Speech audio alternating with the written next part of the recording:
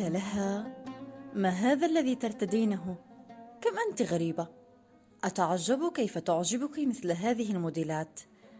قالت: الآن لم يعد يعجبك ذوقي؟ سبحان مغير الأحوال، أصلا أنا أتعجب منك ومن طريقة تفكيرك في كل شيء. قصد أن يلفت انتباهها إلى أنه لم يعجبه لباس معين اختارته هي لنفسها، ولكنه بأسلوبه الفظ ظهر بمظهر المستهزئ من ذوقها واختيارها. فلما أرادت أن تجيبه كشفت عن رفض واضح لطريقة تفكيره.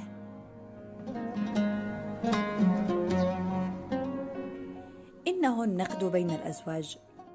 كيف ننتقد وماذا ننتقد؟ هل النقد وارد بين الأزواج؟ ثم هل نحن مجبرين على تقبله؟ اسمعوا وافتحوا آذان قلوبكم ثم قرروا ما تشاءون. جعل الله سبحانه وتعالى الحياة بينه وبينها بالقبول والإيجاب، إذن فتقبل كل منهما للآخر هو أساس العلاقة وبدايتها. ولأن لكل إنسان آراؤه وأفكاره وأساليبه في الحياة، قلنا تقبل وليس تطابق. هو يتقبل منها أي شيء بلا احتواء حينا وبالتغاضي أحيانا أخرى، وهي تتقبل كل شيء بالحب حينا وبالتجاهل أحيانا أخرى. هذا أولا. ثانيا، لو افترضنا أن صديقتها مثلا هي من انتقدت لباسها أو اختيارها، ألم تكن ستتقبل النقد؟ أو على الأقل ستناقشها وتدافع عن اختيارها وذوقها؟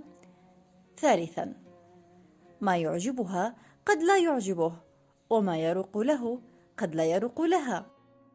رابعا، الأهم من النقد وتقبله هو كيف ننتقد.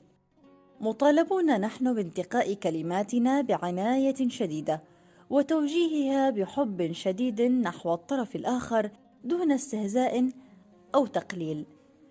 ولا تكونوا مثل صاحبنا فلان: ما هذا اللباس؟ لماذا تتحدثين هكذا؟ تفكيرك مستفز، تصرفاتك جامدة. ولا تكونوا أيضا مثل صديقتنا فلانة: هل هذا هو المكان الذي مدحته لي؟ هذه قصة مملة.